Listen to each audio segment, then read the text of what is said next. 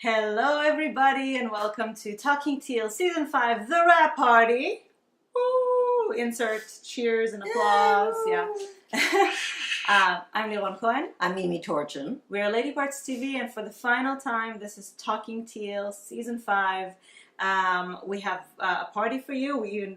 Mimi dressed up. I wore my party. Oh, can you see that? My Hawaiian party pants. And your earrings, yes, and your and necklace, the earrings. and your Well, I bracelets. often wear my giraffe necklace, and I always wear my African bracelets now because I'm so pretentious. But anyway, it reminds me of Africa. She puts me to shame. All I did was put on my Wentworth t-shirt, Yes. which is fabulous. And I left mine in New York like an idiot. But you found something else. So Yes. we're wearing our teal. Put your teal on. If you feel like tweeting us with your teal Get on. your teal on. You do that. And we're going to get started with, we have several things to do today. So many things. So many Let's hurry. things. But we'll start with the survey, and you all sent in your result, your answers, and we have our own. And so let's see what you all thought about this season of Wentworth. Sorry, I'll be snipping. It's funny because many of you had very consistent feelings throughout the season, and then the finale kind of changed it for you. Mm-hmm. So let's start with one word to describe season 5 of Wentworth.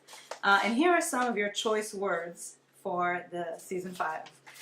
Berserk, frustrating, addicted, that's an interesting one, inadequate, deceiving, roller coaster, intense, drained, disappointing, there were a lot of that, and wow.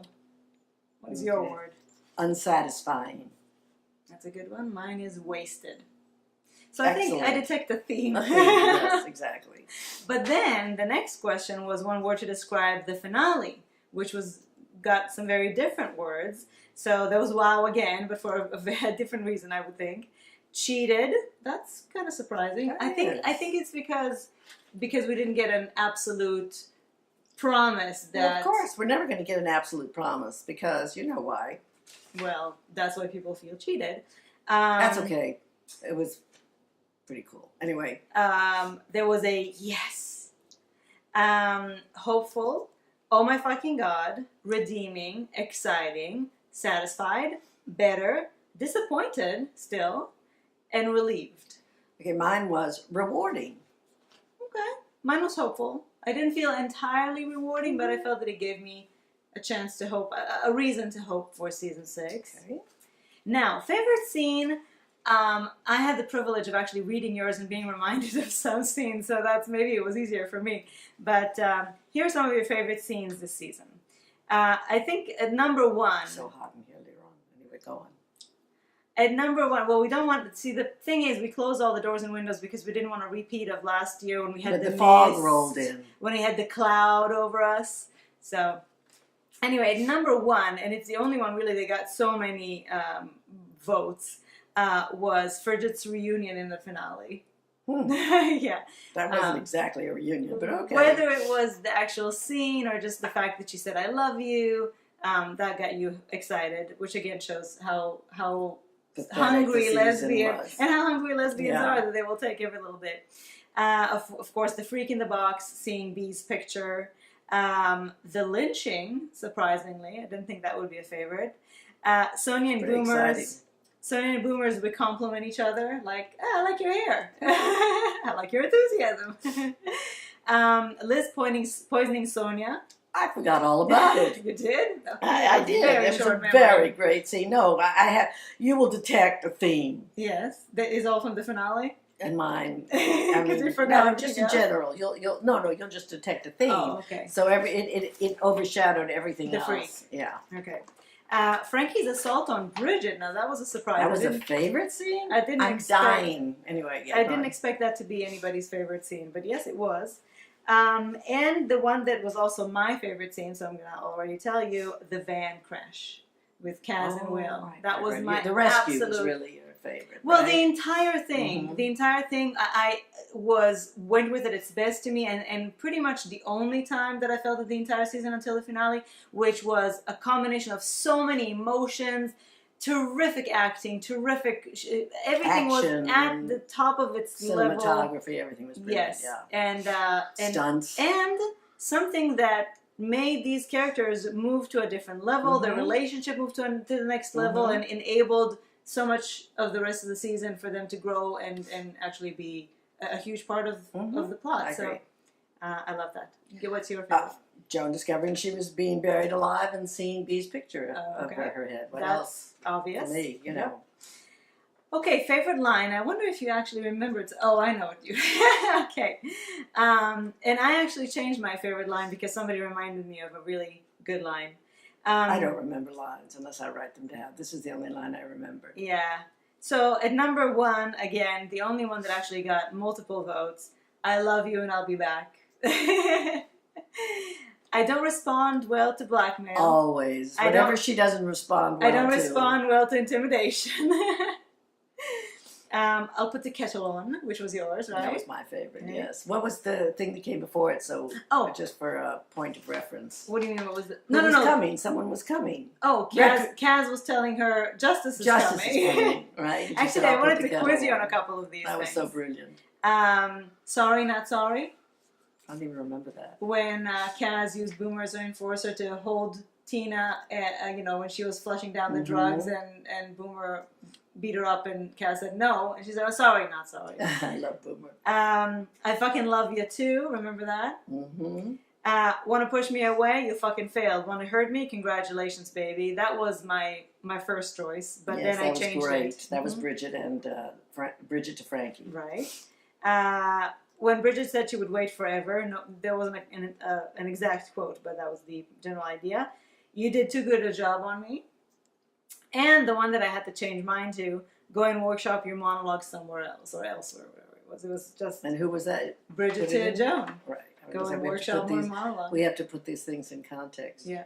Okay, what the fuck moment? Okay. We have the freak being a Hulk in episode 1. The lynching. Joan in the box, I guess, is a positive what the fuck. Joan becoming top dog. The fact that the freak isn't dead yet. Yeah, we don't know that. Well, for all intents and purposes, she is. We just know them. Some people feel fairly certain, and it will be interesting to see what happens. And interesting as in, they better well have her be dead. Juice and the tongue gate. Oh my God! Right. Oh my God! You actually forgot about that? No, it because it wasn't my biggest what the fuck moment. Yeah. Also, we saw it happening, so I mean. Well, to me, a what the fuck moment was a surprise. Oh, well, to me, it was like, not even just, I mean, it could be a surprise. I mean, a surprise and something like yeah, whoa. Exactly. Will letting Joan escape and burying her. That was that was surprising. Liz poisoning Sonia. Never saw that coming. Great, though. That was a great one. The hot shot, Allie and Ferguson not pushing down the syringe. That's what the fuck, people. Okay. Yep. And two that are actually part of one, and they're also my choice. The explanation about Iman and Panisi, the whole framing of Frankie, and Joan killing Iman. Mine was Joan killing Iman because it negated everything that happened before that to Frankie, and completely. And took hope away. Yes, and it was for me it was only downhill. Yes, it was all it was like all bullshit up to, I mean, where did that come from? Yes, to me that moment when she did that, I checked out. Because to me it was all of my investment, all of the crazy theories, all of us trying to mine and understand and figure it out. It was like Iman? Yeah. What the fuck? Well, and then she kills her immediately for no reason. Double what the fuck? Yeah. Oh, she had a reason, but she had a reason that she invented in her head to justify why the writers wrote it, but nobody actually had a good enough reason. Okay, favorite character. I think I know who yours is. Who's mine? Sonia. So actually, at number 1, Frankie. Number 2 is Bridget. And number 3, Boomer, or actually Susan. For some people, Susan is their favorite character, which is distinctly different from Boomer. And then we had a couple of votes for Kaz, Sonia, and Vera. For me, it's Sonia, and you better not ruin her for me. No, you better not. I say because she was infinitely entertaining and not stupid. That is important. Yeah. I probably was thinking more of Orange is the New Black when I was saying and not stupid, because there are a few people with a brain in. I think Wentworth is very different from. Yes, but she is really smart and she is really funny. Well, and anyway, she's the only one who kind of most of the time acted in character, whereas the other people we felt were not really who we thought we knew. Okay, least favorite character, surprise. Joan, number 1, Joan Ferguson, which I'm betting is yours. Of course, obvious reasons. Number 2, Jake. Then we had Channing. That was my number 2. Frankie, which was very surprising, and the reason was that she uses people. Okay, that's a good reason. And the one who I chose as well was Nurse Ratched. And the reason to me is because she's a complete caricature. She's only there to facilitate plot holes that would be hard to explain otherwise, or hard to make happen otherwise. And I find that she is beneath this show. I don't find... to me, she barely even registers on me, so I would never waste my least favorite character on her. Okay, now this is an interesting one. Your MVP, your most valuable player. I get some responses that I didn't think I would get. So at number 1 is Will. Oh, excellent. Because he is the only hope for the women right now. Excellent. And because he ended up doing what people have, tried and failed and should have done before. So that's number 1. Number 2 is Boomer, because you all find her very sweet and funny, and because her evolution this season was wonderful. Tying with Boomer is Allie, because you claim that even though she didn't have enough to do, she did move the plot along. We have Libby. I don't know if that's supposed to be Bridget or actually the actress. Libby. Well, you said that Libby got a lot of great stuff to do this year, and that's totally true. Vera, who had also a very I'm going to be a very surprising person then. Okay, and then we have Pamela Rabe. Again, I don't know if it's the actress. And then Kaz, and I don't know if you have the same answer as I do, because mine isn't here either. Yeah, okay. Okay, I had Liz. And I had, for so many reasons, but 2 of the main ones, her freak out in the bathroom just absolutely, as an actress and a character, blew my mind. And then her finding her strength and poisoning Sonia. Cool. Letting Frankie go, centering herself, doing what needed to be done. Yeah. Liz just, to me, was so central and fascinating to me, in especially these reasons. That's good. I'm so glad that I did something nobody did. Well, I did somebody nobody did either. I did Sonia. Because to me, she was throughout it all. I love her. She was the consistent, something I could rely on every week to make me laugh, to make me intrigued, to just excite me. Isn't it interesting that we both had things that nobody else had, including each other? And they were different, yeah. I love so we that. pretty much covered almost everybody. Okay, next up we have our favorite friendship. So at number 1, of course, Sonia and Boomer, which was your answer too, my answer too. Number 2, my second couple, Will and Kaz. Me too. My second couple. Okay, so we're in agreement on this, all of us. Yes. Then we have Boomer and Frankie, which I'm really surprised about because they barely had any relationship except for the finale, which was really moving. Right. And then Vera and Bridget also got a vote. Yeah. Best one-liner. Why did you even put Tina and Kim? Just in case. Just in case someone was stoned. Why not? You never know what people are going to go for. Best one-liners. Of course, at number 1, my choice as well. Sonia. I started off with Juicy Lucy, but I said no, really, because she's just. Is it kind of like giving the Oscar to somebody who just died? Who just died, or almost died. Well, her lines have died. Yeah. So no, Sonia, of course. Okay, so Sonia got number 1, Boomer got number 2, Juicy Lucy at 3, and I only picked 1. And our well, no. Oh yeah. And Darling Smiles. Worst storyline. Now it's interesting because one of the answers here that was high up was somebody that I put in and you tell me to take out. So really? Yes. Okay, worst storyline. Frankie at number 1. Wow. Tying for number 2 is Frigid as a couple, which I did give as an option, and Allie. Allie was mine. Allie was mine. Number 3 is Maxine. which I put in as an option. Why did I tell you to Because you said it doesn't count as a storyline because they kind of they took her out. Yes, which is kind of the point. Okay, that's valid. And then tying for number 4 is Juicy Lucy and Ferguson. Well, personally, I think they got very huge storylines for them. They're talking about bad storyline, not lack of. To me, any one of these could have won because really the season was full of terrible storylines. Even though I thought Allie was a terrible storyline because it did her. A waste. Yeah, it was a waste of a wonderful actress and a great character. I have to say, Frankie's storyline was very, very, very bad. Okay, now we have alternate Maxine endings, which is one of my favorite questions because you guys actually came up with a lot of creative ideas. So, quite a few of you said that she should have gotten compassionate release. I never even thought of that as an option. I forgot that it existed. So that would have been a wonderful idea. I have something like that, but it's in the middle. Okay. Some of you said that she gets cured and she gets paroled. Some of you say that she dies of cancer, but first she finds out that Boomer is pregnant. Some of you said, one of you said... I forgot all about that. One of you said that she wasn't the first one to go away. Jodie Spiteri, Juicy Lucy somewhere, Sophie, Liz's daughter. So they should all be in Brownhurst and there should be a spin-off with Maxine. One of you said that it's okay that she was transferred, but we should have still seen her and Boomer writing letters to each other. We should have gotten notifications of her condition. Something, not just completely have her disappear. And then... the last thing, there was that she just died of cancer in prison. And then the last thing, which was my choice, which is that when she realizes that she's dying, she sacrifices herself to kill Ferguson. Oh, I like that. Yes. That's sort of my plot for the government. For what? For the government?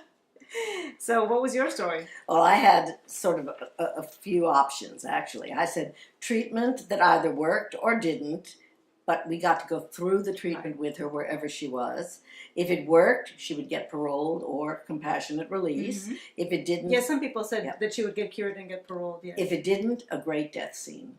You know, and this is the tragedy of it. We would have been fine, dead or alive. We would have been okay with it as long as we got to see it. Exactly. So. And I think that I don't know what Socrates Otto did to piss off the powers that be, but it must have been something huge to just it doesn't seem get rid of her. From Socrates' tweets and everything, it doesn't feel like it was something that he felt he brought on because he's extremely angry, it sounds like.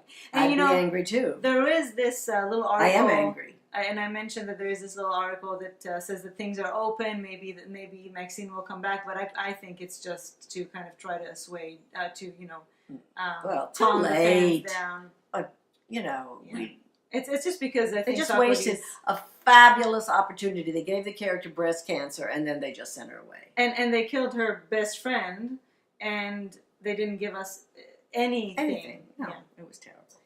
Okay, an epitaph As so for many Joan. other things were this season. Of course, it's kind of the theme for the season. An epitaph for Joan is very different from last year when we had the epitaphs for for B. Here lies one fucked up freak. Veni Vidi Vici. I came, I saw, I conquered. Yes. There is a person whose name we do not pronounce. I hope that finally she found peace and will never come back. Peace? Yes. I hope she never finds peace. Joan Ferguson, her descent into madness created her end. Joan Ferguson was batshit crazy, killed a lot of people, and ripped off a goldfish's tail once because it didn't want to be her friend. But at least she's dead now. I like that one. Joan Ferguson was evil, and now she's dead, thank God. Good riddance. All good things come to those who wait. Rotten hell. She's not dead. I feel like a repeat of last year. A quote from her from season 3. They call me a freak, an aberration, an anomaly, a monster. And ding dong, the bitch is dead. Pop the cork, let's move ahead. I love that. What's yours? Mine is, don't celebrate yet, suckers. Mine is here. Suckers. Mine is here lies Joan Ferguson. We hope. Same idea. Yeah. Okay, if you got to rewrite one storyline from season 5, which would you write? many of you, of course, said they would rewrite Allie. No. Well, I mean, yes, there was one who said rewrite Allie or a couple, but what was or three. But what do you think was the number one thing that so many people wanted to rewrite, knowing these? Oh, the bee was alive. No. Okay, I give up. Frigid. Oh, Frigid. Everybody wanted to rewrite Frigid and make them happy. Give Frigid a spin-off in the U.S. after they run away together.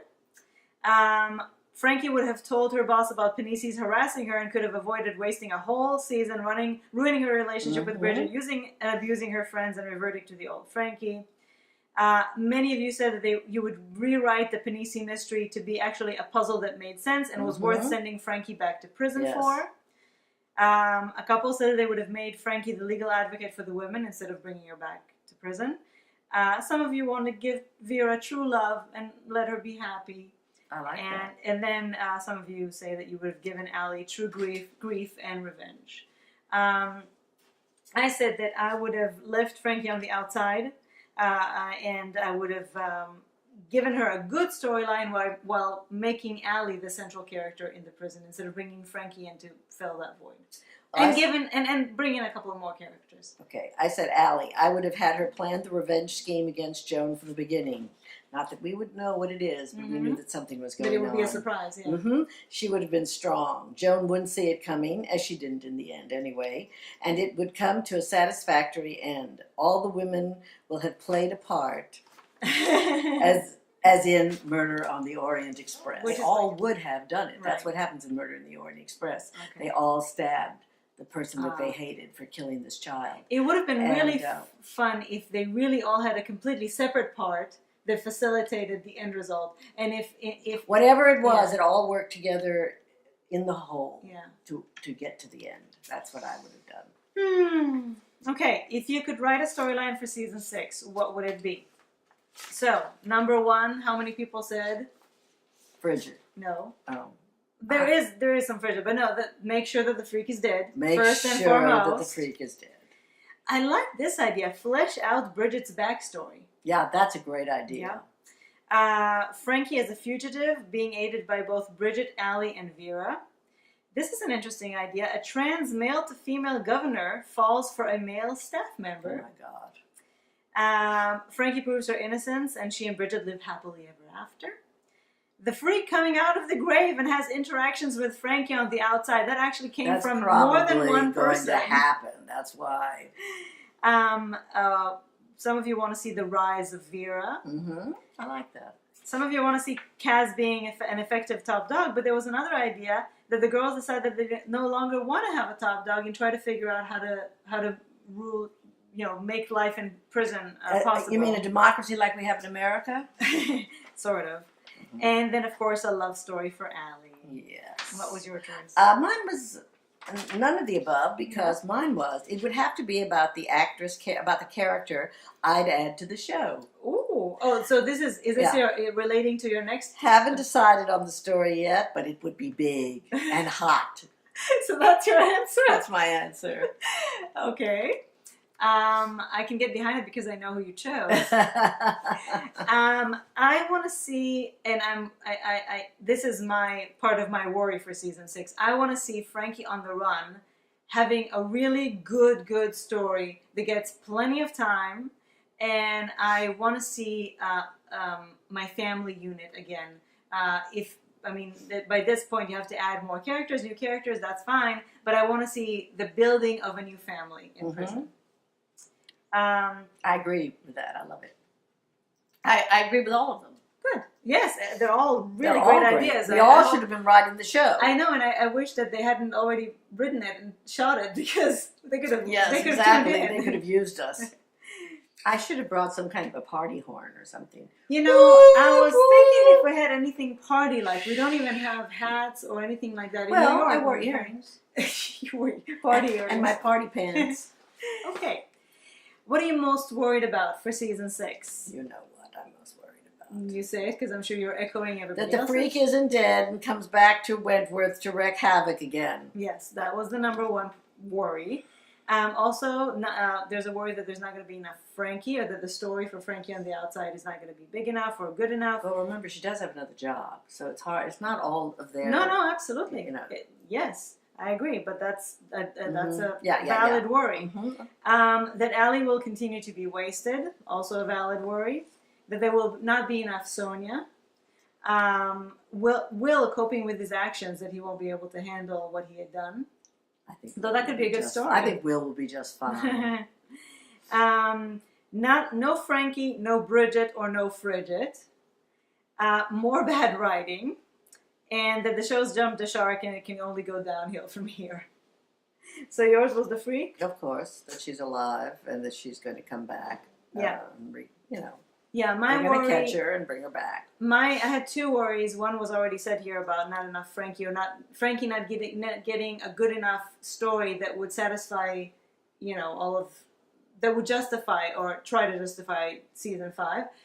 But also, again, that there will not be enough family, enough of the relationships, all those moments that we saw in the final finale. Season, the finale that was, what we missed through the whole show. Yeah, it would have made a huge difference. I mean, there needed to be a better story, but if we had at least had those moments between our people, it would have made a big difference. Missy's over here. Missy, wondering what we're looking Missy, at. you want to make an appearance? It's the finale. You should. Daria seems to think that Missy is critiquing the show with us. She might be. In her absence, in her coughing up hairballs, in her falling asleep, which means she's so bored with it. So, Missy, we need your critique. Okay, what are you most hopeful in season 6? A freak-free environment in Wentworth. Frankie proving her innocence. Happy Frigid, don't hold your breath. Liz and Sonia to see how that unfolds. A new love for Allie. And new characters and a new villain. What's yours? Mine is similar to those, except I have a couple of other ones. The freak is really dead. Yeah. Allie finds love. Yes. Frankie clears her name. Yes. Oh, you named all of them. The juice gets a tongue transplant. Oh, good luck. And Sonia takes on Channing and wins. I like that. Though I will also, if the freak has to be alive, I really like your idea from last week that she comes back to haunt Channing, because he really is somebody she should seek vengeance against. But I prefer that she just be dead. Yes. I'm a hopeless romantic. I want just Allie to have a good storyline and for it to involve her having a new love. And I actually cast...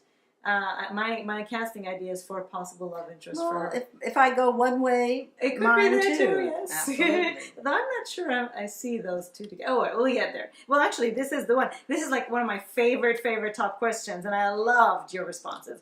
Who would you cast and in what role in Wentworth? Did anybody get mine? No. Oh, yeah. Actually, there was no repeats here. Everybody had their own fabulous idea, except one stole my idea, but I got a different one. I'm not surprised. I'm not surprised either.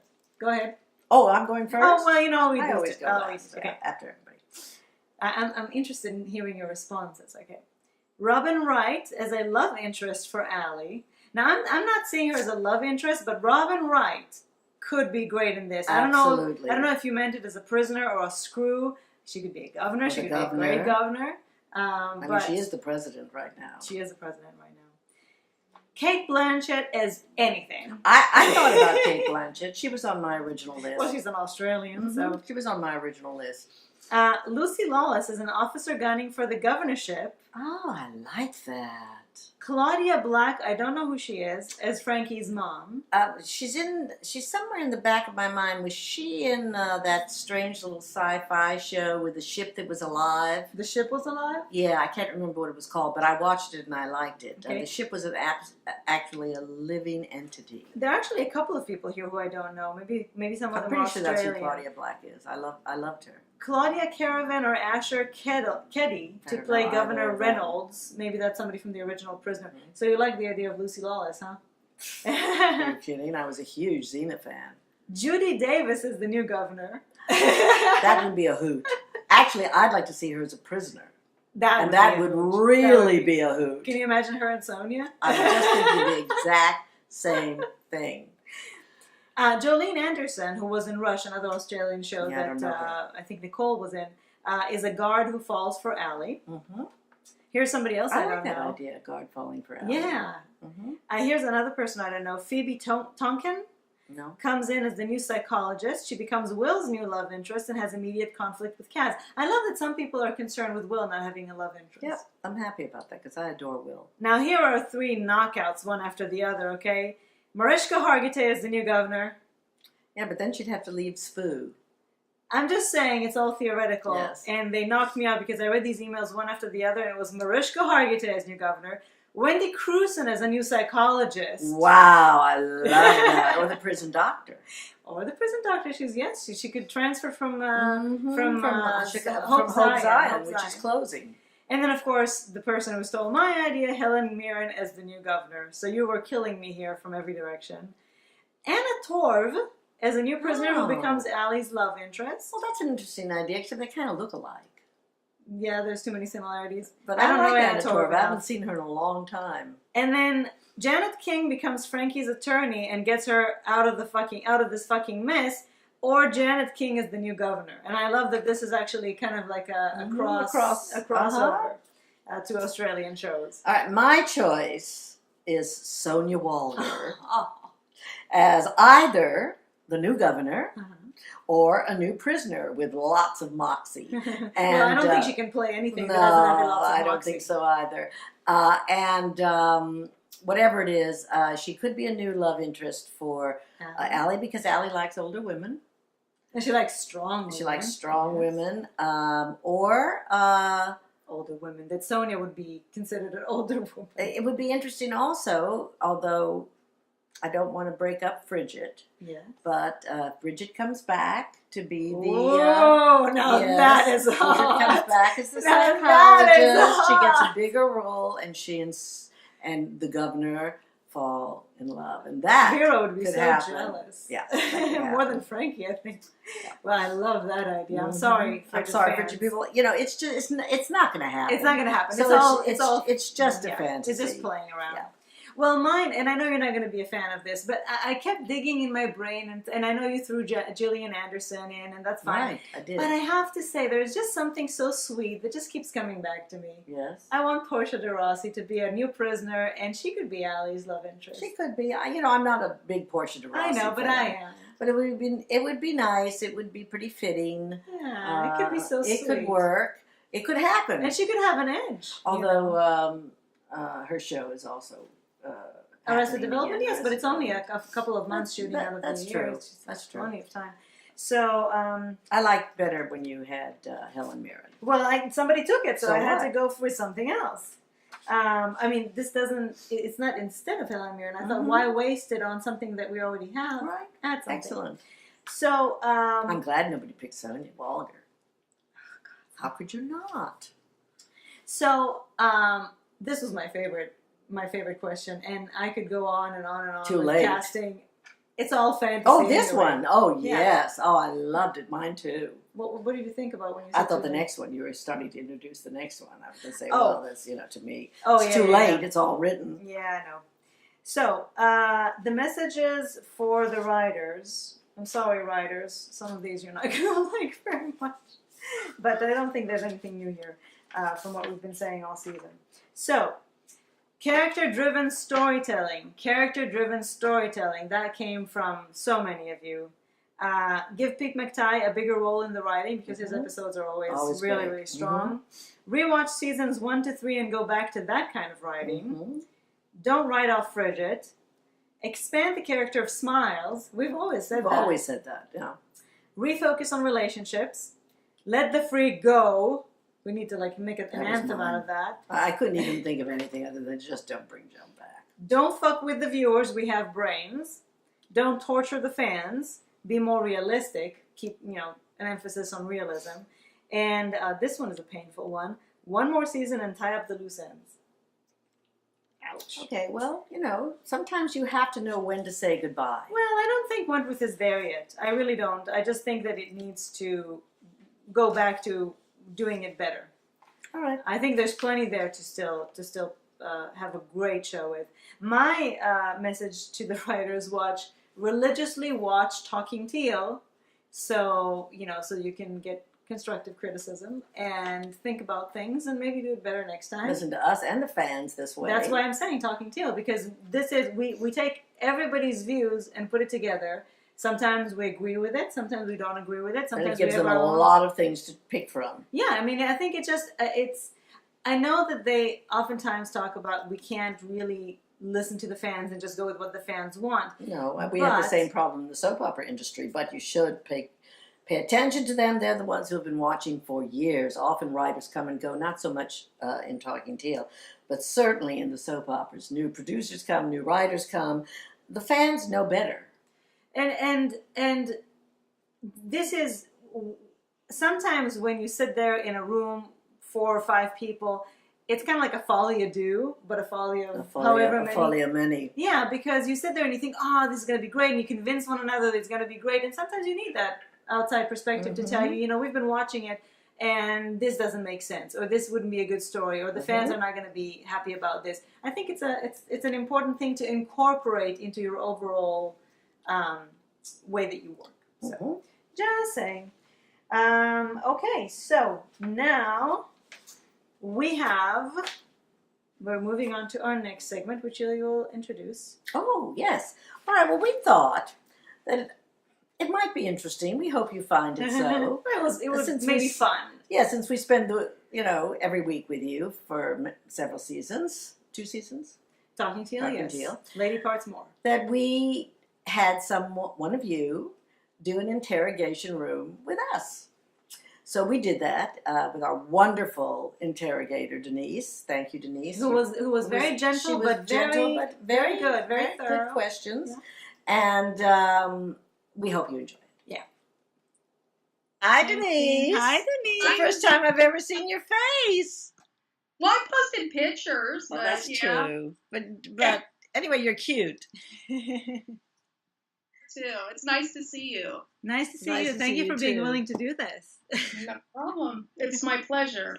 I've been so excited about this. So really? Excited. I'm so nervous. No. These are easy. And I have a few extra that? questions in case. All right. In case we have nothing to say. Straighten what? Just make sure the curtains are fine. The curtains are fine. Okay, I'm very OCD about things being... I'm not OCD in general, but I like things to be, symmetrical and...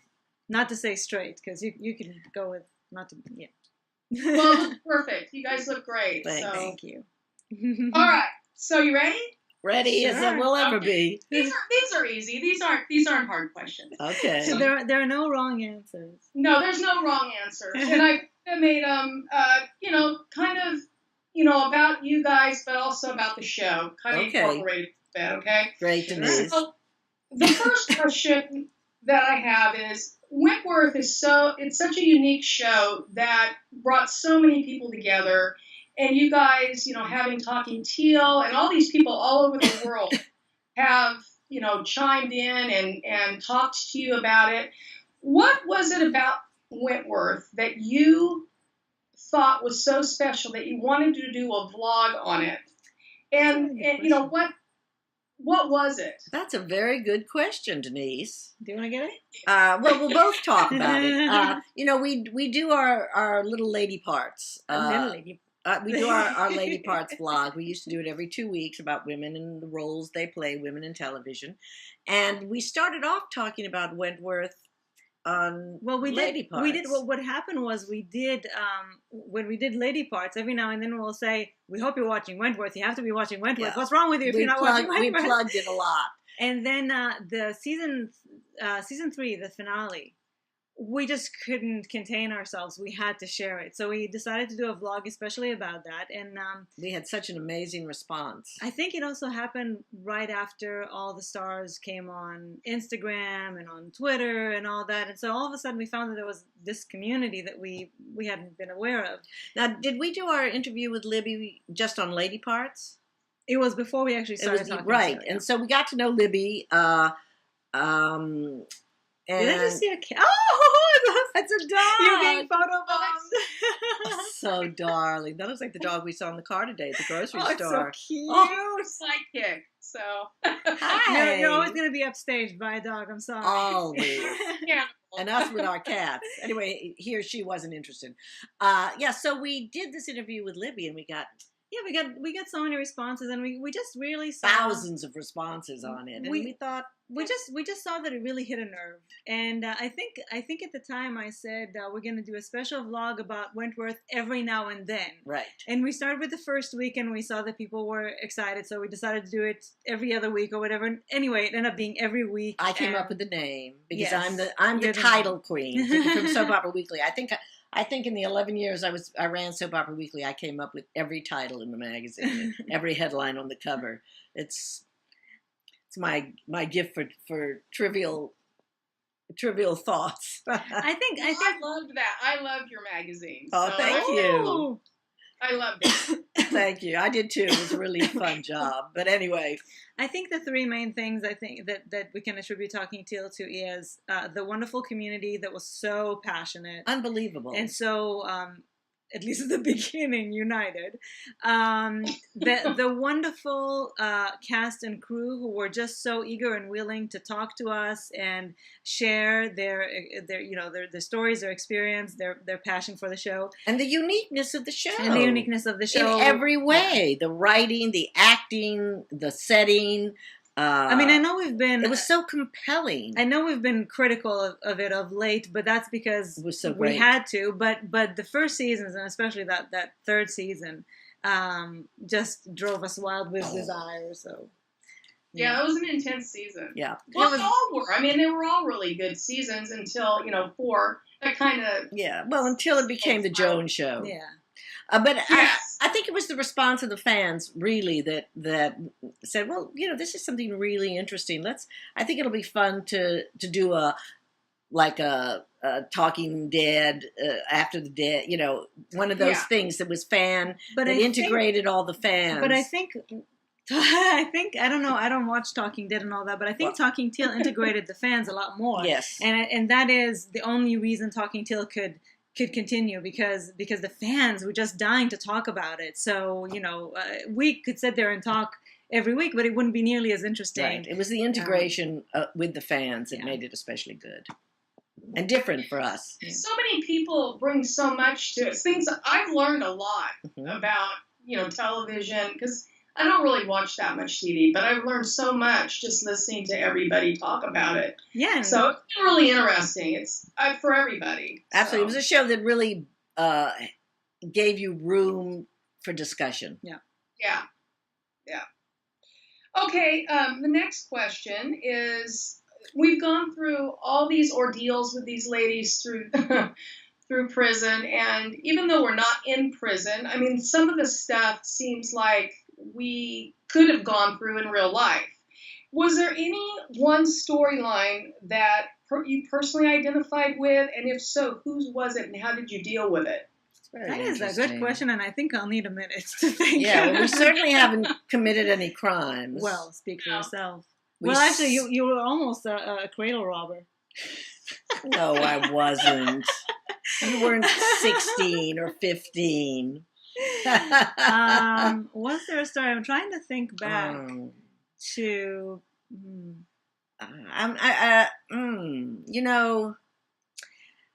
I think that it might have been Bees coming out, if anything, really? Only because I was kind of reluctant. Oh, interesting. I was a kind of because I had dated men from since I was a kid. I mean, I loved boys.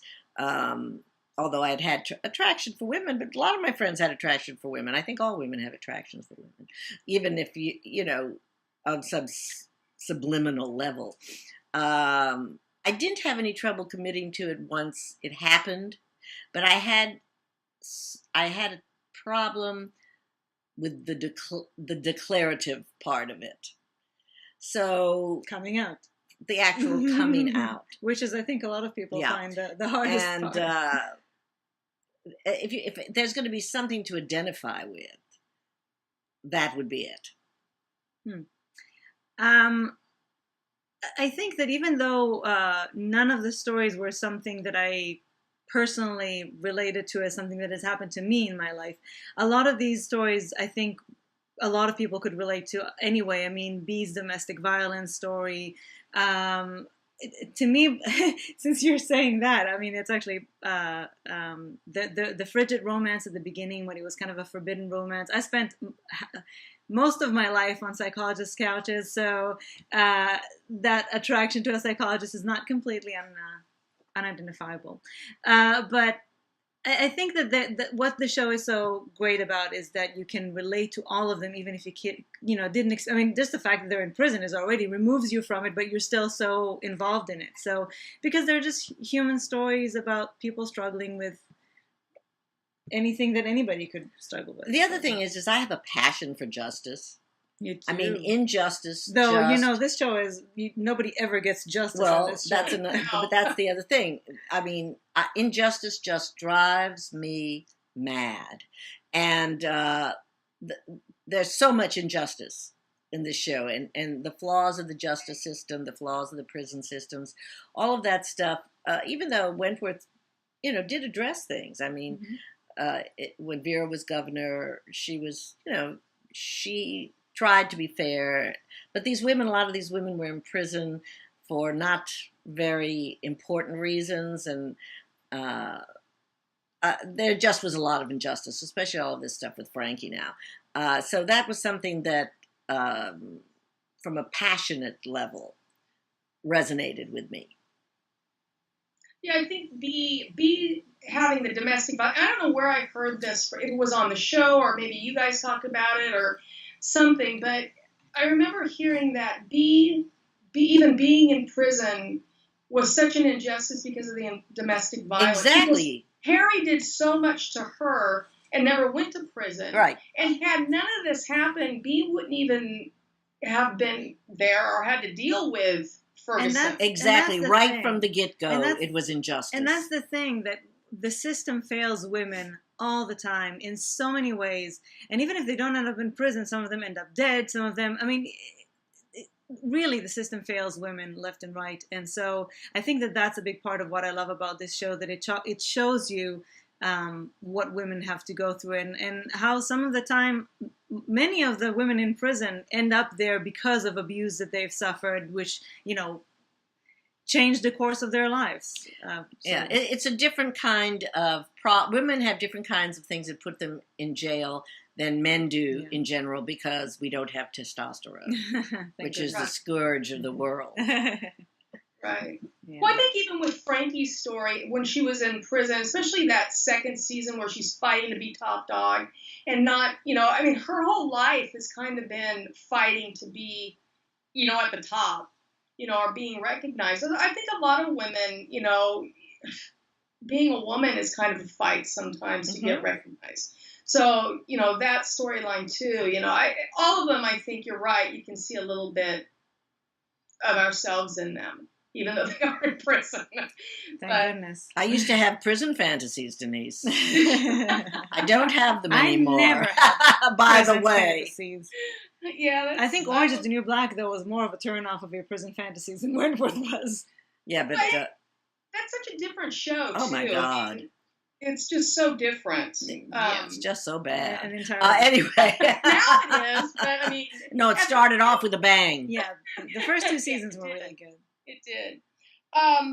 Okay, so the next question, this is a little bit more personal, but we've had, we all love our love stories. We've had Frigid, we've had Bally, last year.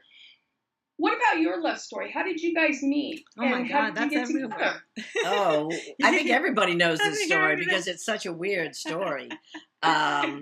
It started off with, there was a lesbian love story on Guiding Light. Talia, did you know about that? Were you a Guiding Light fan? Okay. I had left the magazine and wasn't that involved in soaps, so I was starting to set up my photographic website, and I was getting more into photography. And once my website was up, everybody said, "Oh, you have to go on Twitter. You have to go on Facebook." I went, This was 1962. What? Was it 2000? Sorry, 2000. What was it? It was 2009. 2009. I was 62. Oh my God, my brain is so gone. It was like 1962. I was thinking I was 62, right? Yeah. Okay, so I did. And while I was there, one of my proteges who did the Canada TV Guide column online asked me if I wanted to write Guiding Light in its last 3 months. It had been canceled. There was the Italia story. So I did. I went on and I wrote the Italia, the whole Guiding Light section of his column.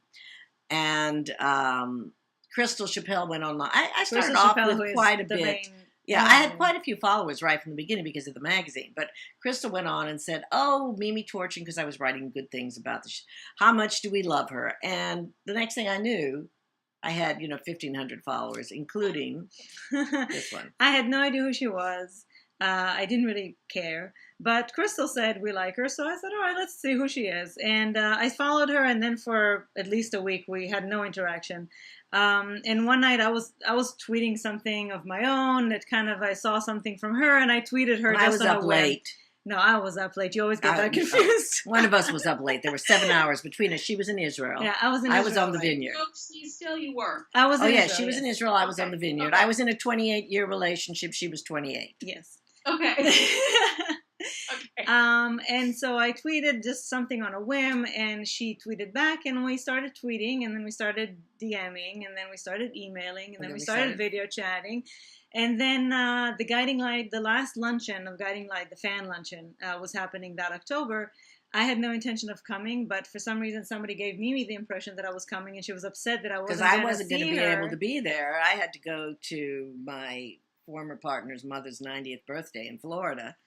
So anyway, we decided that I was going to come, and I was going to stay in her apartment. And she came. I wasn't there. She came especially. But I came especially to meet her. And we spent a week together.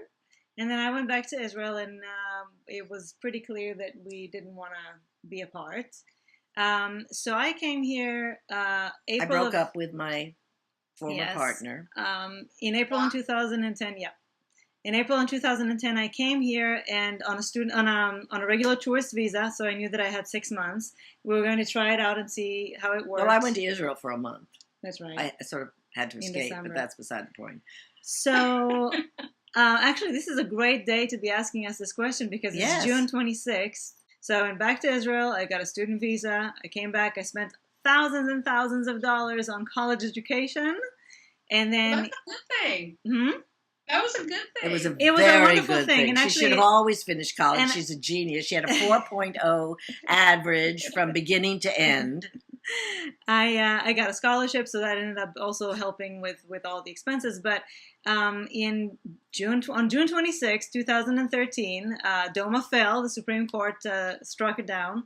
So we were on our way to City Hall a few days later. Yeah. And we got married. I got a green card. By now, I'm already a citizen. And finished my college degree, so it all, knock on wood, it all worked out, and here we are. So it was a happy ending, a happy fairy tale ending. It's only the beginning. It's a crazy story. That's right. It's like a soap opera. Except I don't think anybody can... You can actually write a We story. already have the title. I already have the title of the book, actually. 7 hours. Because we were always, we were 7 hours apart. And so it was always... juggling. No, I have to say, compared to other couples, we didn't spend a whole lot of time doing the long distance thing. No, I know couples who've done it for years and years and years. We couldn't stand it. And I always say, it's not like she asked me to move to Kansas. She asked me to move to New York City, so It wasn't that big an ask.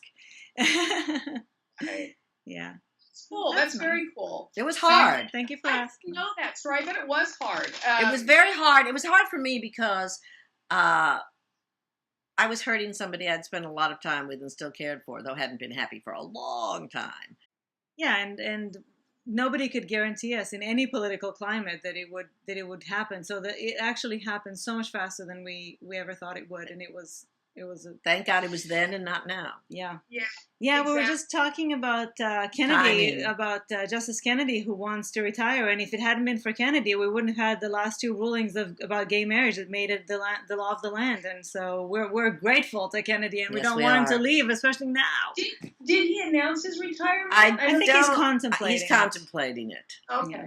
somebody needs to sit him down and say, you can't do that at least for the next 4 because 4 Sandra. years. Well, when Sandra O'Connor left, though, did we get a Well, it doesn't matter. judge?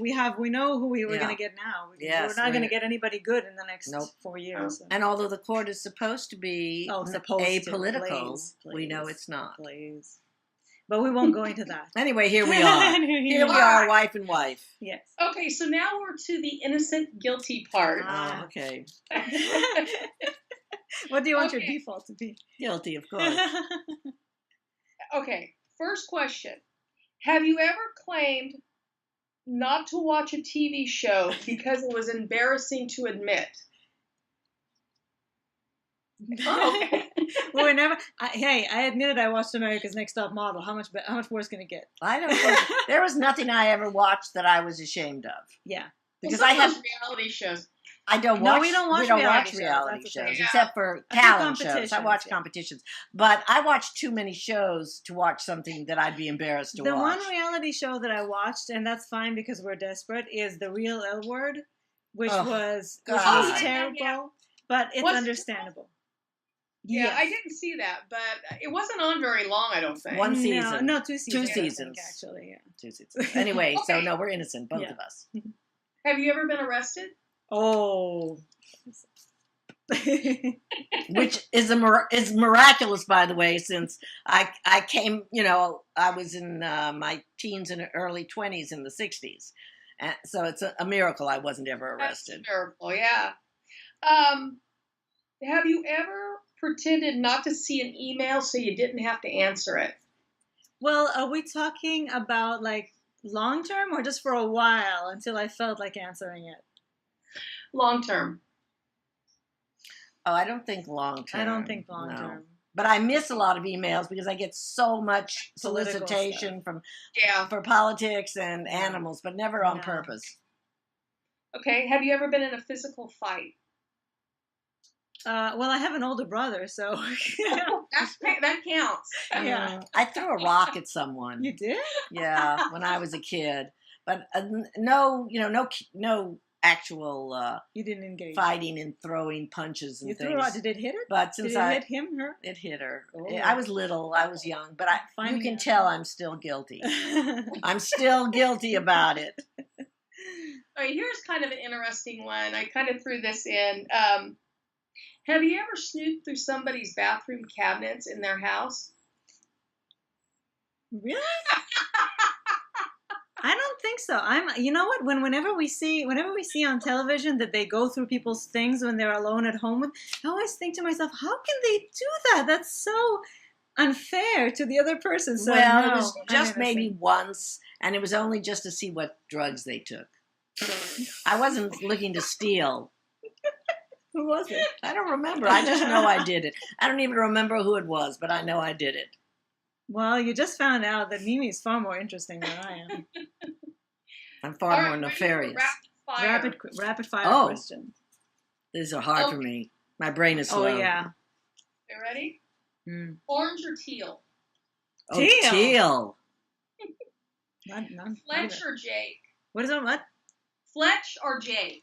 Oh my God, Fletch! I forgot about him. Oh, I liked Fletch. I like Fletch too. And I remembered the actor from the McCloud's Daughters. Aaron Jeffrey, yeah. He is, and I loved McCloud's Daughters. That had Kaz in it. Tammy, didn't it? It may have. We only got like a few seasons. I think all of these Australian shows, for some reason, they're all there on all of them. It's like the British shows when you see all of your favorite actors always are on all the TV shows. Drama or comedy? Drama. Movies or theater? What is that? Movies or theater? Oh my God, that's an impossible question. If I had to choose one, it would be movies. But even though I studied theater, grew up in theater, but preferably was a theater critic, go to the theater all the time. I love the theater. And we live in New York. But movies, since I was a child, have been my passion. Okay. Movies. But both. Books or television? Oh, again, impossible.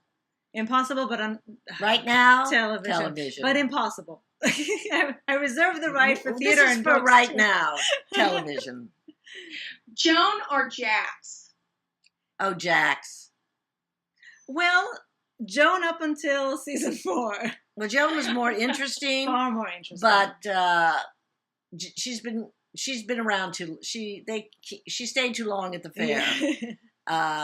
So I have a loathing for her. Yeah. Winter or summer? Summer. Winter in Israel. Which is like summer. Is that summer there? It's not. Winter in Israel is like fall here, and so that's my favorite. I don't like heat, and I don't even mind. Did you say summer? You said summer. I said summer, yeah. and I'm I don't really mind cold, but I come to the vineyard in the summer. Summer was summer vacations. When I was a little girl, I went to Cleveland, Ohio, and went to drama camp and day camp from Laredo, Texas. So it was all very summer. Were the best times of my life. Okay. Frigid or bally?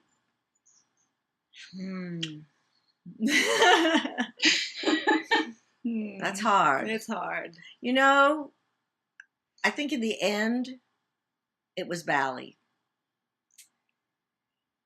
I don't know how to answer that. I'm trying to. Well, they're both for different reasons. Yeah, frigid of season 3. Yes, when it was all the teases and the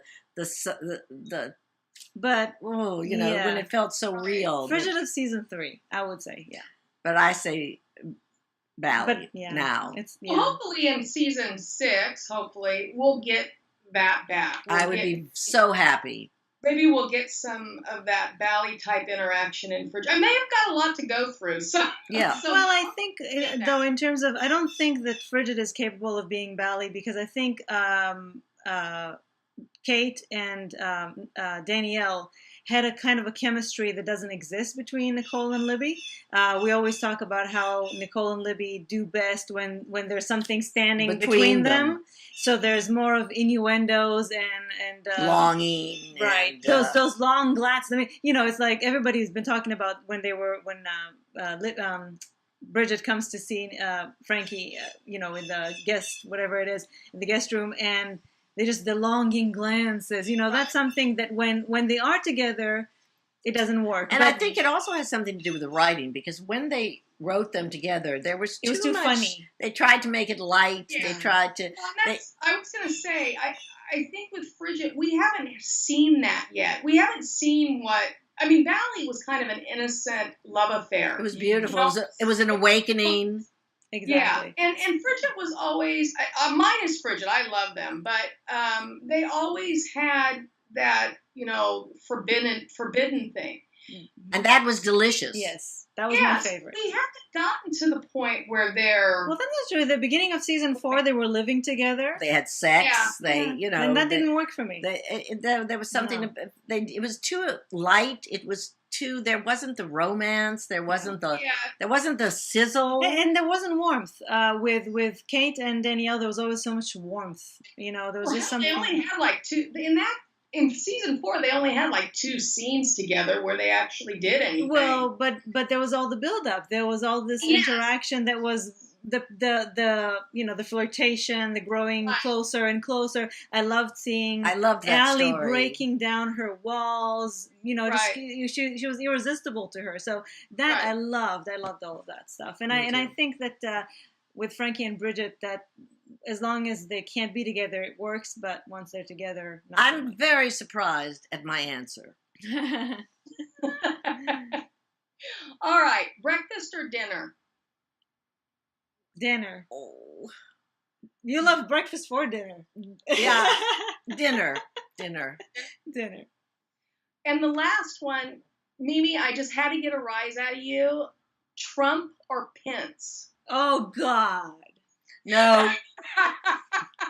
No, I'll take the deep blue sea, baby. I'm not taking either one of those devils.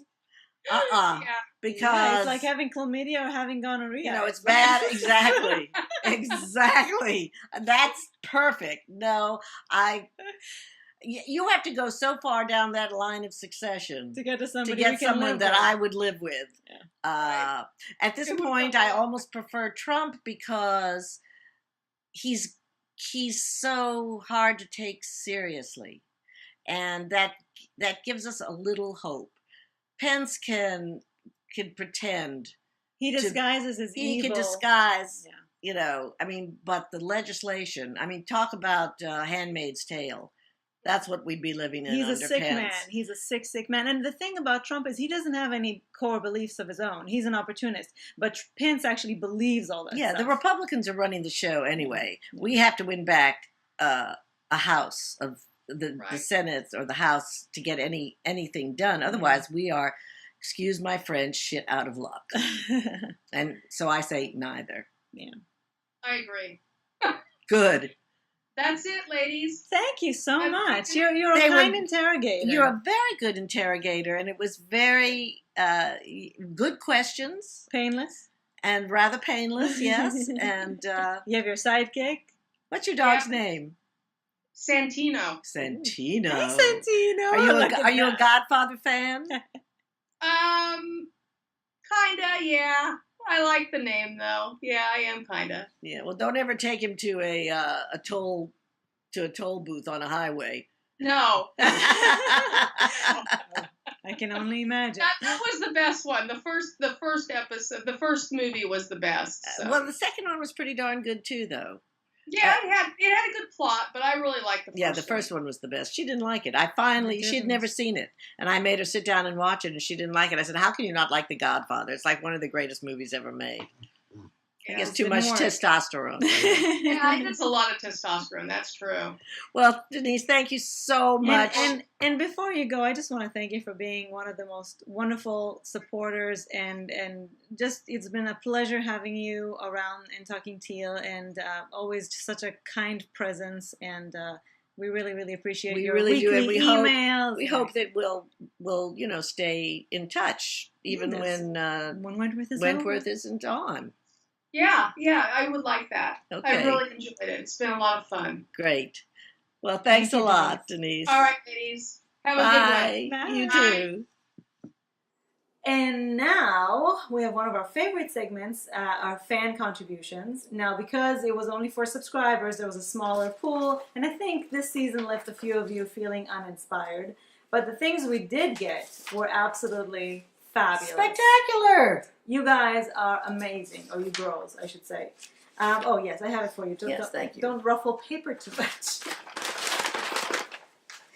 Okay, so first you will start. You can see why I spent my childhood and even middle years in the principal's office. Well, if your principal was Sonia Walger, that could have been very hot. It wasn't. This Mimi has to do because I am very bad at sarcasm. Also, I know I'm supposed to say this afterwards, but I'm going to say it now Sure. anyway. It's too bad that Sarah couldn't do this because when you'll see Sarah's contribution, she does a brilliant Australian accent. I was going to try an Aussie accent because I can do a little bit of it, but I couldn't sustain it through all of this. So I'm just going to. Who is this from? Who is this from? This is from Rachel. And she even This is from Rachel, and she is brilliant. She even did the Wentworth which didn't come out well logo, on the which you can't see on the printing. But she did it, and it just shows so much thought, so much intelligence, so much humor. Which Rachel has shown consistently throughout the season. Thank you, Rachel, for your great emails. So this is the Practical Handbook for Incoming Inmates. Welcome to Wentworth Maximum Security Prison for Women. As a new inmate, you were provided with the rules and guidelines. You're still trying to do that? Just a little bit. You're expected to adhere to during your stay. Maybe you should. This document is intended to help keep you safe and or out of the slot. Keep the following in mind and you'll be fine. This is a maximum security facility, and as such, you will be subject to surveillance 24 hours a day. To avoid this, just make sure you have a broom or a pillowcase handy whenever you're up to something you don't want them to know about. The staff has not figured out these tactics yet, and we doubt they ever will. There is an excellent variety of spots provided within the prison to store any contraband you might have. If it's small, go with the hem of the curtain in your cell. They never check that. Larger items can be stored in any overhead vents. If it's something you really need to keep to yourself, hollow out a large book. They never read. The guards don't like to read except for magazines, so books are totally safe, sort of like with Trump. Also, shampoo bottles make excellent liquor decanters, just in case you were wondering. Not the conditioner. That's real conditioner. No, that's real conditioner. You may find yourself in need of medical assistance while in Wentworth. Nurse Ratchet is a total slag and can be easily seduced if you're hot enough. If you're not hot, don't try this one. You'll end up in the slot. If you have a toothache, just knock that sucker out. A visit to the dentist is not worth it. If you are an LGBTQ inmate, be prepared for your life to be especially miserable. Just like a horror movie, if you have sex, something really bad is about to happen. Never shower alone. Modesty may be a virtue on the outside, but in here it will get you hurt. You might want to familiarize yourself with the complete works of William Shakespeare while you're here. For some reason, events around here seem to parallel his plots. A lot. Since the smoking ban, we have the cleanest vent system in Australia. Feel free to crawl up there whenever the urge hits you. No one will ever know. The view from the roof is pretty spectacular. The staff does have an uncanny ability to house people together who form a crew. If by some chance you end up in a unit with those who don't share your values, you will soon be moved to be near to the folks you can relate to. Don't worry if our top dog Kaz does not like you. Her first impressions of everyone are wrong. She was wrong about Bee, the freak, Bally, Will. Let's just face it, she doesn't have great instincts, but we still want her to be our top dog. Don't hit the panic button. Ever. Unless Kaz changes the rule, then go right ahead. Officer Linda Miles, who we call Smiles, is our concierge. She can handle just about any request you might have. A generous gratuity will be required. Fantastic, Rachel. Really great, Rachel. We love it. We Absolutely love it. Next up, we have... Oh, Sarah. Wentworth phone conversation, her phone talk. And you will, I think, love this. Okay. I don't know how long I have this phone, so I'm going to make this quick. First, I want this on the record that I had a job in the kitchen with Frankie, and when she left, I got bumped. And I was a good cook, and I got bumped because Tina and her crew came in to do God knows what. I don't want to know. But then I get a job in the Garden Box project, and what do you know? Tina and her crew come in again and pump me one more time. What the fuck? Who is running this goddamn prison? Wait, hold on. Okay, that was close. Where was I? Yeah, the Garden Box project. So I get bumped again because of Tina and her crew. Again. What are they doing? I don't want to know.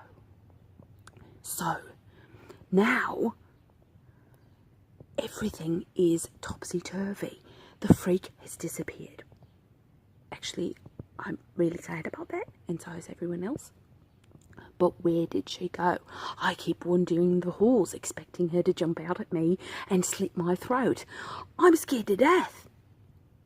And the weirder thing is, Frankie's gone too. My Frankie. I don't know. I don't get it. Where did they go? Did they go together?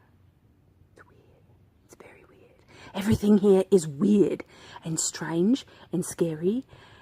And I've got 3 more years until parole. What the fuck am I gonna do? So, here's my plan. Well, part of a plan. I don't really have the plan yet, but I've got this phone, which I got from Tina's crew. I stole it. And I'm going to keep it. And I'm going to use it to get out. Because there's a rumour that Frankie escaped somehow. Don't know how. I think I need to get back on the box project. Yeah, the Garden Box project. That might be the key. If it's still going. I don't know. that's fishy too.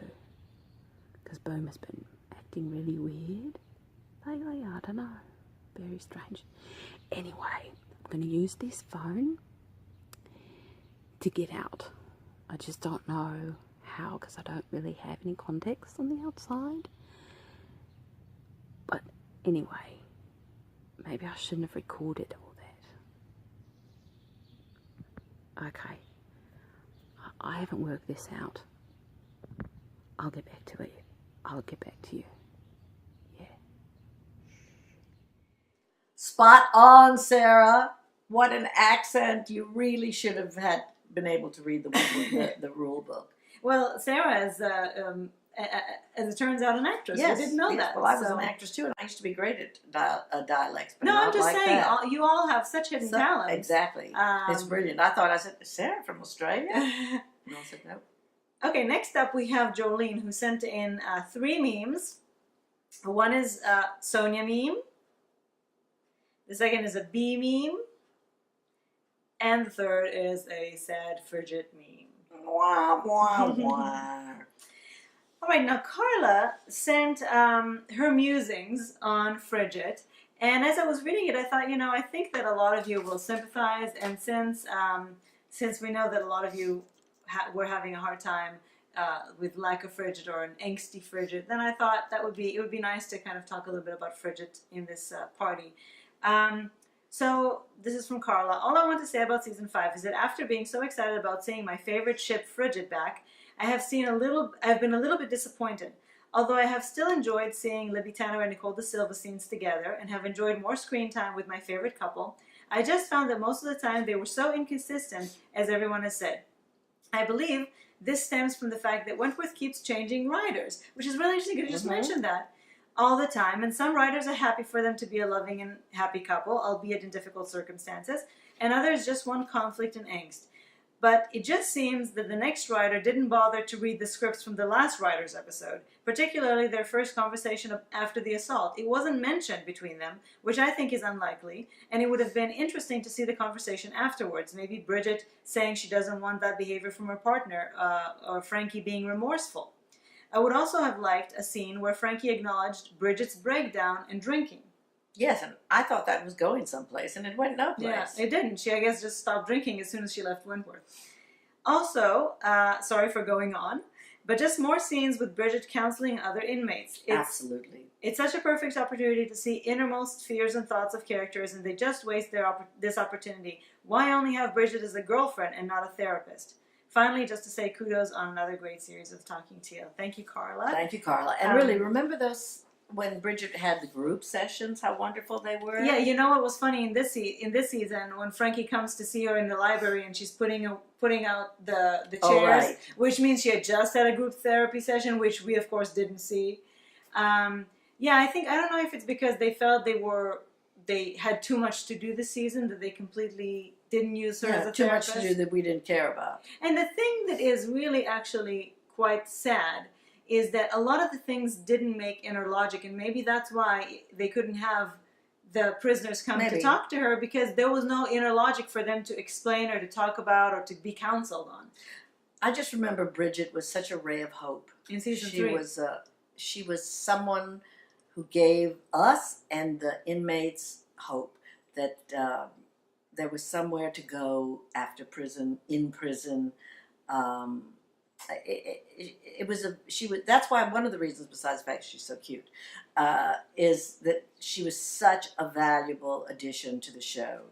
And she was a great talk to, and every soap needs a talk to. And I personally think that also Frankie was a ray of light when she managed to get parole and go out. Absolutely. Which is, I think, one of the reasons that this season felt so terrible, because our hope was completely gone and like slapped around from every possible direction. Right. We had Liz also have to return to prison.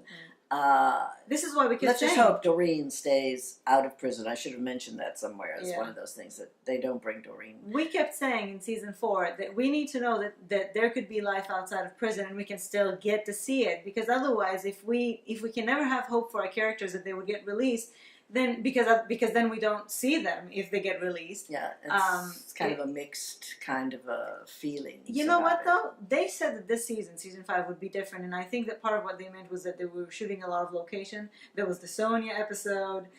There was a little bit of Frankie when she was on the outside. I loved having that mix of seeing things in the prison and seeing things out of the prison. I think it was different because we hated it. Yes, I don't think that's what they were going for. I mean, we didn't hate it. We saw really the van crash. Mm-hmm. No, it was excellent. There was quite a bit outside. I liked that. Yeah, so we can have our characters being on the outside. Exactly. And Frankie, in her profession, being a paralegal or whatever it is that she does in that, she could be an advocate for the women. Absolutely. She and Bridget, Bridget could have still been a psychologist, and she could have had that communication with the prison that way. So there were ways, and I lament those. I also completely agree with Carla that many of the scenes between Frankie and Bridget not only did not make internal sense, but also never were followed up on. Right. So. And were very unsatisfactory. Yep.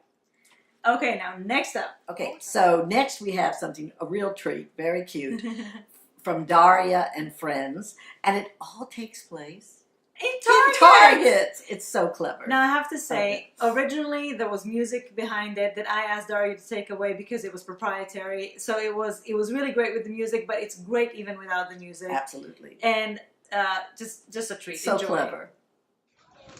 Hey Daria, I think I got enough stuff for tonight's new episode. Oh good, I'm so I'm no Wentworth watcher, but didn't you guys watch the finale last week?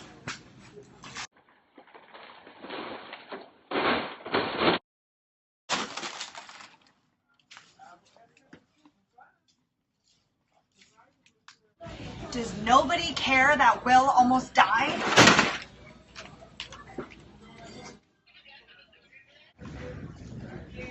Oh, hey, Allie. In case you ever find yourself in this situation again, this is how you successfully hotshot a person.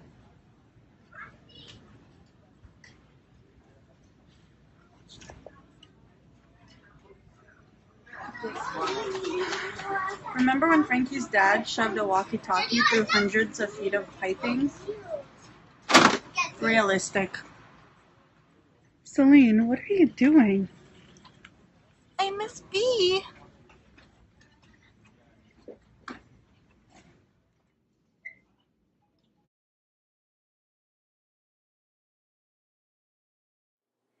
Thank you so much, Daria, and your friends. I'm sorry I don't know their names, but please thank them for us. It was an absolute treat, and you guys put so much effort into it and so much originality. We absolutely loved it. This is this kind of thing is our reward. Absolutely. Okay, now I know you've been waiting for this. It's time to crown the season 5 Talking Teal Queen. We need a tiara. I don't have a tiara. Surprisingly enough, we don't wear tiaras. You would think that that's what we do around the house, but anyway, okay, here's the thing about Talking Teal Queen, okay? Pretty early on, it became very obvious that one person was gaining more and more of a lead, and it was going to be very hard to catch up to her. And you all, I just have to name, well, before I name who it is, it was pretty amazing. Your predictions were almost always spot on. There were only very, very few questions that you got wrong, and you actually played the bonus question and you were wrong, so you lost points and you were still ahead of everybody. So, drum roll. Lauren, you are our Talking Teal Queen for season 5. You were almost always spot on. You were brilliant. I do have to say, though, Rachel, Jolene, Jen, Denise, Eva, Daria, and Sarah, you were giving her a run for her money. You were really, really, really good. And it really came down to a few points. But Lauren, you're the queen. So now, when we thought about a prize, we bow to your awesomeness. This is why last week when I said Lauren thinks ...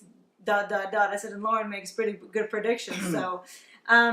So here's the thing about the prize. Originally, we were going to give the winner a couple of options, which was an actual material prize. Mm-hmm. So we have a couple of options here, specifically tailored to the Talking Teal Queen.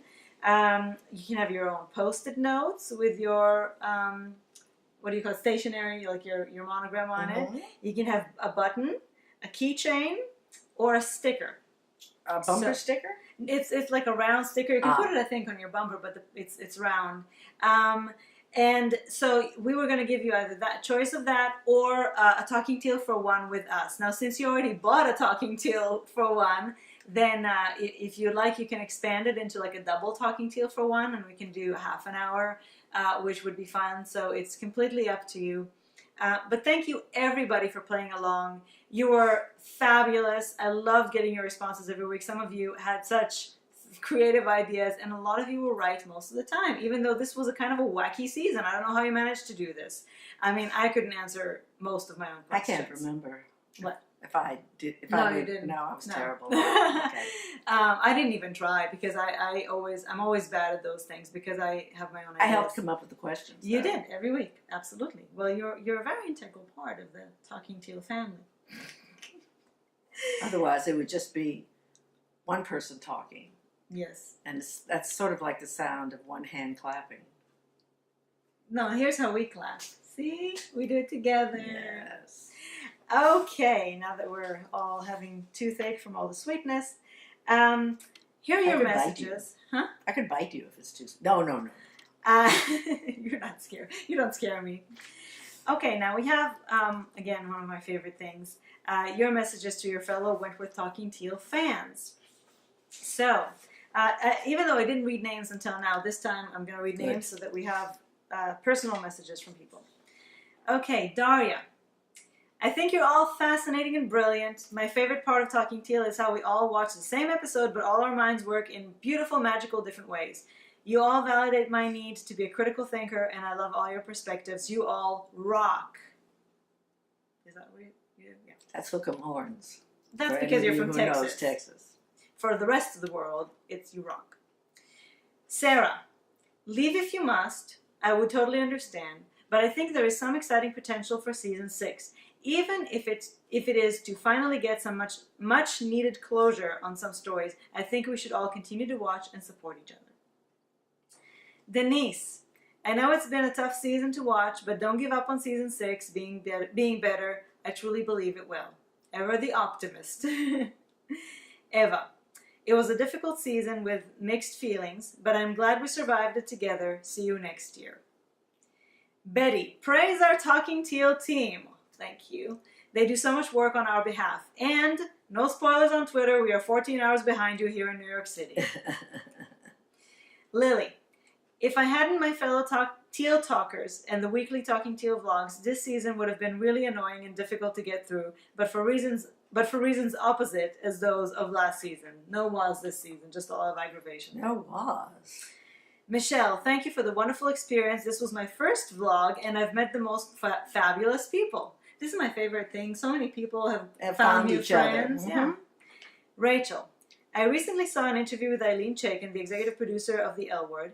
She said if she had anything she could go back and do over again, she would have never let the character of Dana die. She said the fans never forgave her for it. I think the producers of Wentworth may look back at the death of B in much the same way. I still like Wentworth, I always will. I love that there is a show that I can share my love or hate relationships with the writers, producers. I love that there are smart, articulate people all over the place who can help me sort this out on a weekly basis. Thanks to you all for that.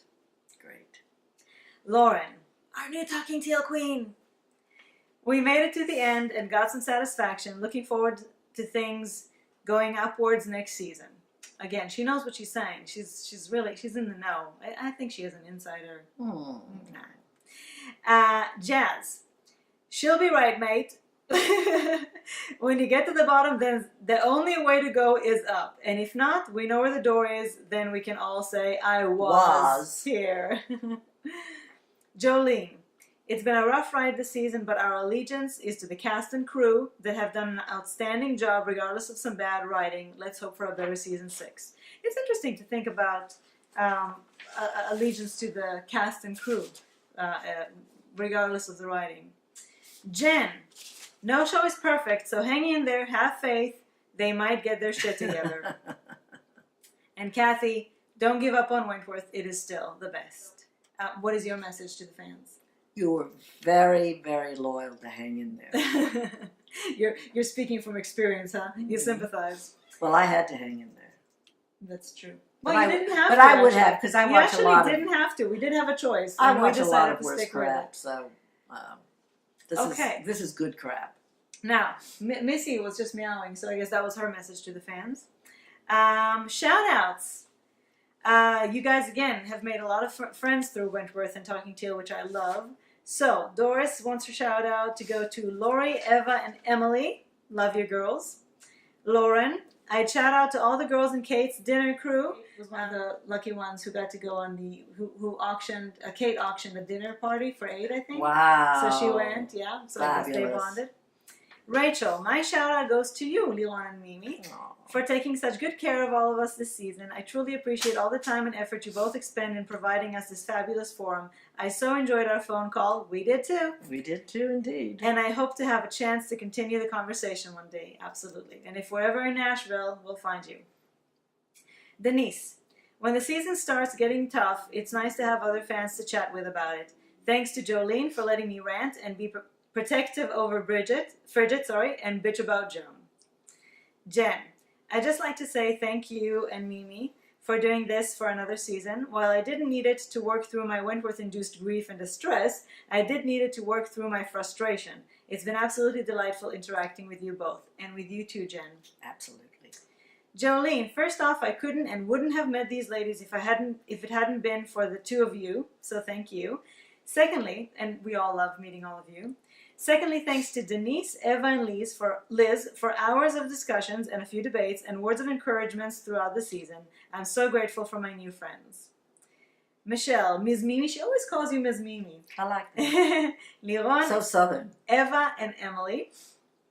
Sarah, shout out for Liron and Mimi for all their time and efforts putting Talking Teal together, and to all those who contributed to the fundraising campaign, keeping Talking Teal alive for the whole season. I couldn't have gotten through season 6 without it. Cheers. Very good one. Kathy wants to give a shout out to a Twitter friend, Facaret33. I like that name. Naturally. Or Leanne De Silva 33. Not entirely sure, but I'm sure you'll know who you are.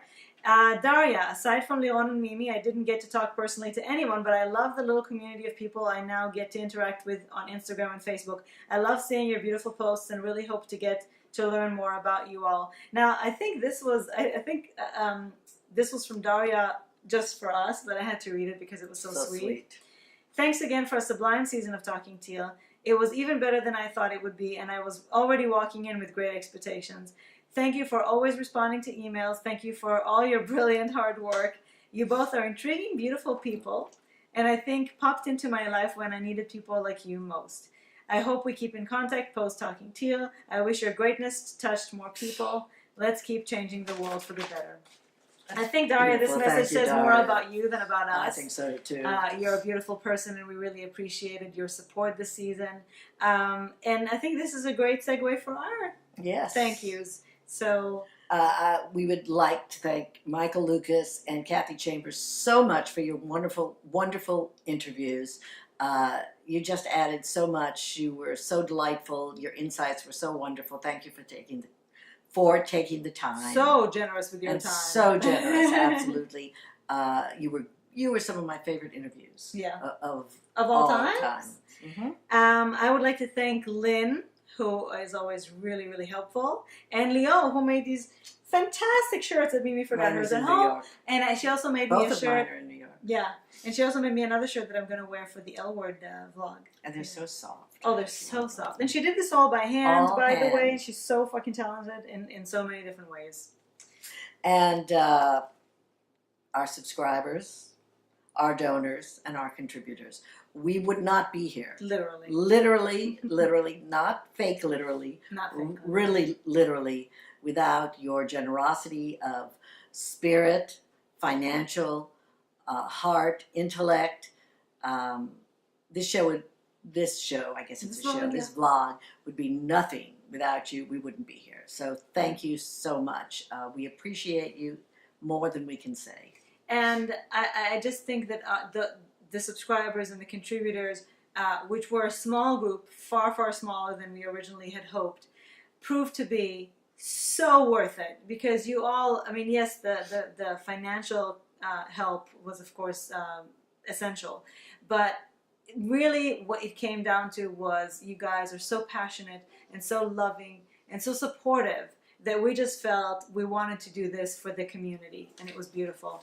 And I also want to thank everybody who wrote week in and week out. You all just wrote pages and pages and pages, put so much thought and so much, again, your intellect, your ideas. You would come up with these amazing theories, and again, this show would be nothing without it. It's all about the community and pulling together our different cultures and experiences and perspectives, and making this really fun once a week vlog. We were an elite group.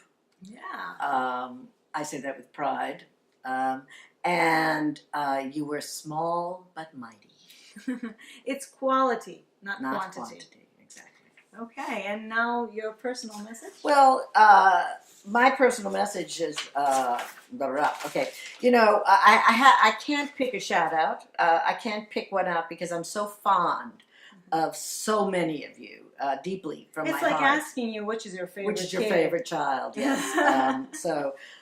But what I'd like to say especially is how much I really enjoyed talking to our special contributors, to our the people who contributed to our Indiegogo campaign, to get the perks. I think the perks were for us, honestly. Our video vlogs, our phone calls.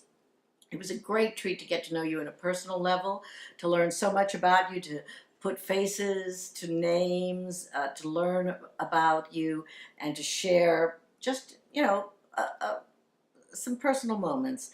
And I really enjoyed that so much. That was one of my favorite things of the season. And by the way, the Indiegogo is still there, and the perks are still there, so feel free to go. It's I'll put the address again.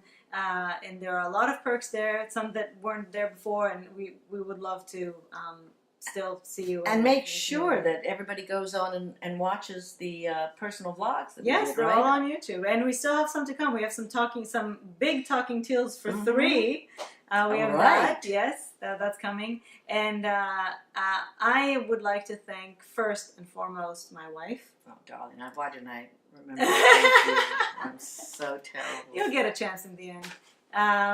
But you didn't have to do this, and I know it wasn't easy to get up in the morning on a Sunday, sacrificing all of your Sundays, really not being able to do anything on Yes, Sundays. but you did most of the hard work. I did, Heavy but I know lifting. that you didn't have to do this, and I appreciate that you did. I enjoyed it. And I couldn't have done it by myself, because this is something that's so much better than me by myself. So I love you. I love you Thank too, you. darling. And to all of you, because I'm the email person and the Twitter person and the Facebook person, I get to really interact a lot with you guys, and I know from firsthand that you all are beautiful people. You're so supportive, and the fact that you even watch the hours and hours we put out there of us just yapping. Blah, fucking blah. It's just miraculous to me. So thank you. And thank you for always emailing us with beautiful words to say. And we really, really hope that moving forward, you'll move forward with us. Lady Parts TV is still going to be on. Right. We don't have a set schedule, but I know that you're going to follow us on social media and subscribe to the mailing list on the website, so that you can keep up with what we're doing. We have at least 2 vlogs that we're already working on. There's the An Unexpected Love Lesbian Movie Club that is going to be a free-for-all thanks to Eva. That's a perk, by the way. You can have your own lesbian movie club for the movie of your choosing. That's one of the perks. So if you want to do it, go ahead. It was a special Pride Month perk, but it's going to go forward and still be there. And we have the L Word, which are going to have a special survey for you all. It's going to be a fun celebration of one of our favorite shows. And of course, the regular Lady Parts. And we're always happy to get your emails, ladypartsvlog@gmail.com or ladypartstv@gmail.com. And thank you for joining us, for making this worthwhile, and for just, it's such a special experience. Yes, thank you. It was talking Teal with you was for me better than the show this year. So I know, my God. Again, thanks for sticking with us and them, and we love you. We love you. We'll see you at our next vlog. Hopefully, all right. Okay. Bye. Bye.